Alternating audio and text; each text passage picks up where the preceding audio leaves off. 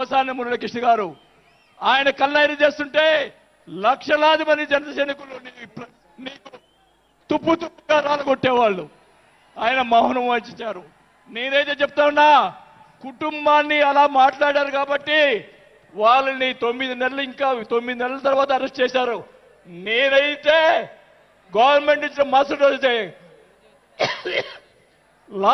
లాఠీతో రాలగొట్టించి లోపల వేయించేవాడిని కూడా ఈ సభకు తెలియజేసుకుంటా ఉన్నా. చేసినటువంటి దుర్మార్గాలు ఎక్కడ పోవు, దుర్మార్గాలు ఎక్కడ పోవు. ఒకటే చెప్తా ఉన్నా, నేను 5 సార్లు ఎమ్మెల్యే 2 సార్లు మంత్రి అయినా కూడా నేను ప్రతిపక్షంలో ఉన్నప్పుడు కూడా మన నాయకుడు పవన్ కళ్యాణ్ గారు వైసీపీని ఒకరోజు అందరినీ తిడుతూ ఒక బాలినేని శ్రీనివాసరెడ్డి గారు లాంటి మంచి వాళ్ళు ఉన్నారని చెప్పి ఆ రోజు చెప్పిన రోజే నేను జనసేనలో చేరి ఉండాలి అని కూడా తెలియజేసుకుంటా ఉన్నా. ఆ రోజు చేరకపోవటం నా దౌర్భాగ్యం. నేను ఈరోజు చెప్తా ఉన్నా, స్పీచ్ 9 నెలలు అయిపోయిందమ్మా ఇవ్వటం, అందువల్ల గొంతు ఇది అయిపోయింది. దయచేసి నేను మీ పిఠాపురం సాక్షిగా నిజాలే చెప్తా ఉన్నా. గవర్నమెంట్ వచ్చిన తర్వాత చిన్న చిన్న కార్యకర్తల మీద కేసులు పెట్టి లోపలేశారు. వాళ్ళని కాదండి లోపలేయాల్సింది, కోట్లు సంపాదించున్నారు. వాళ్ళని ఇంకా లోపలేలా, అదే నా బాధ. స్కాములు చేస్తున్నారు, కార్యకర్తలు పట్టించుకోలేదు. కోట్లు సంపాదించి ఈరోజు రకరకాలుగా మాట్లాడుతూ ఉన్నారు. పవన్ కళ్యాణ్ గారి గురించి మొన్న మాట్లాడాడు జగన్మోహన్ రెడ్డి గారు. ఏదో కౌన్సిలర్ అన్నాడు, ఏదో అన్నాడు.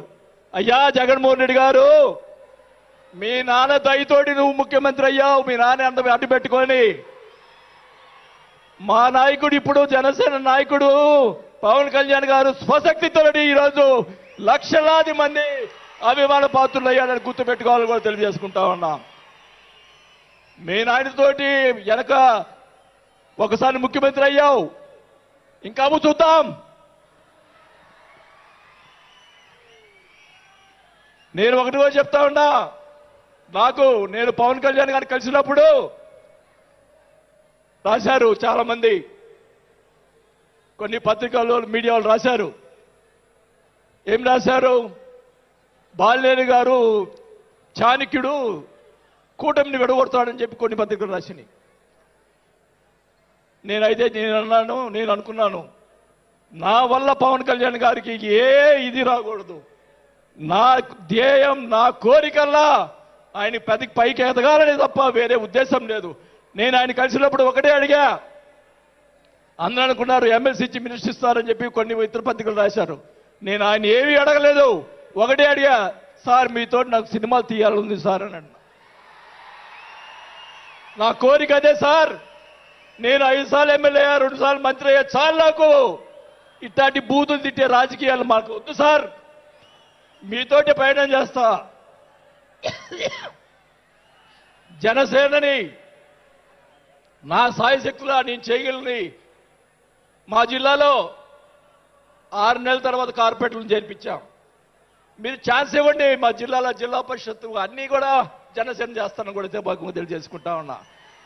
మాకు ఇవ్వండి ఛాన్స్. నన్ను ఆపద్దు. నాకు జరిగిన అన్యాయం మళ్ళా ఒకరోజు మీటింగ్లో చెప్తా. ఒకరోజు చెప్తే సరిపోదు, ఎందుకంటే టైం లేదు కాబట్టి. నాకు అన్యాయం జరిగిందని చెప్తా.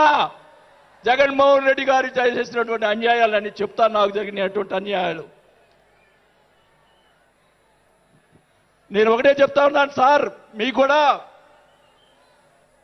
దయచేసి జనసేన కార్యకర్తని చూస్తున్నాను. అన్ని నియోజకవర్గాల్లో ఎమ్మెల్యేలని చాలా మంది గెలిపించారు, కార్యకర్తల్ని జనసేన వాళ్ళని పట్టించుకోవటం లేదు. దయచేసి చంద్రబాబు నాయుడు గారు, పవన్ కళ్యాణ్ గారు ఇద్దరు కూర్చొని ఒక ప్రెస్ మీట్ పెట్టి ఎమ్మెల్యేలందరికీ ఫిరాయించండి. జనసేన కార్యకర్తలు కూడా మీరు వాళ్ళకి రావాల్సినటువంటి రేషియో ప్రకారంగా వాళ్ళు కష్టపడి పనిచేశారు. ఇప్పుడు తెలియదు ఆ బాధ. రేపు ఎలక్షన్ తెలుస్తుంది. వాళ్ళు వాళ్ళు అడుగుతారు రేపు. దానికి సమాధానం చెప్పాల్సిన బాధ్యత ఆ ఎమ్మెల్యేలకు ఉంటుంది. కాబట్టి ఇద్దరు కూడా ఇప్పుడే వెంటనే అది చేస్తే మీకోసం ప్రాణాలు ఇచ్చేవాళ్ళు ఉన్నారు ఇక్కడ. అలాంటి వాళ్ళని మనం కాపాడుకోవాలి. కాబట్టి మీరు అంటే నేను ఇలా మాట్లాడుతున్నానని అనుకోకుండా మన నాయకుడు బాగుండాలని కోరుకోవాలి.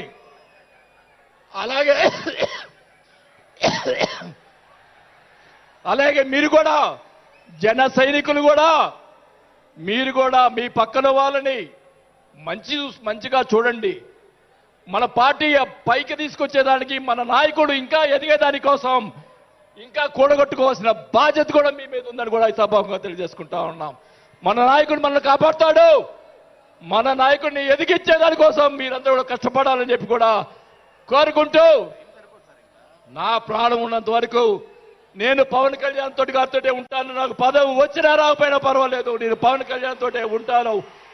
నేను రాజకీయంలో నాకు జరిగిన అన్యాయాలు 1 కాదు 2 కాదు. మా నాన్న ఇచ్చిన ఈరోజు ఛాలెంజ్ చేస్తున్నా పిఠాపురంలో అమ్మవారి సాక్షిగా మా నాన్న ఇచ్చిన ఆస్తిలోనే నేను సగం భాగం పైన నేను అమ్ముకున్నాను ఈ రోజు అని కూడా ఈ సభాముఖంగా తెలియజేసుకుంటా ఉన్నాం. అయినా కానీ నేను లెక్క చేయను. నాకున్నటువంటి ఇది కూడా నాకున్నటువంటి మా వియ్యంకుడికి నాకున్నటువంటి ఆస్తులు కూడా జగన్మోహన్ రెడ్డి గారు కాజేశాడని కూడా ఈ సభాముఖంగా తెలియజేసుకుంటా ఉన్నా. కాబట్టి అది త్వరగా మీరు చెప్తాను. అవన్నీ కూడా తెలియజేసుకుంటూ ఈరోజు మీరు నన్ను దయచేసి ఇప్పుడు ఈ మాట్లాడిన దానికి ఇంకా రేపు ఒకటే కౌంటర్లు వస్తాయి నాకు తెలుసు. ఛాలెంజ్ చేస్తున్నా. నేను ఇది కూడా ఛాలెంజ్ చేస్తున్నా. చంద్రబాబు నాయుడు గారు కూడా అడుగుతా ఉన్నా. మొత్తం మొన్న ఉన్నటువంటి ఎమ్మెల్యేలు అందరి మీద ఎంక్వైరీ, నా మీద కూడా సహా ఎంక్వైరీ చేయండి. ఎవరు అన్యాయం చేశారో, ఎవరు తప్పులు చేశారో, ఎవరు కొట్టు సంపాదించారో మొత్తం బయట పెట్టాలని కూడా ఈ సభాగా తెలియజేసుకుంటా ఉన్నా. ఈ ఉక్రోషం, ఈ బాధ నాకు తెలుసు, మా కుటుంబానికి తెలుసు. మా కుటుంబం ఎంత ఇబ్బంది పడిందో నాకు తెలుసు. కాబట్టి పవన్ కళ్యాణ్ గారు ఆయన ప్రతిపక్షంలో ఉన్నప్పుడు కూడా బాల్యం లాంటి మంచి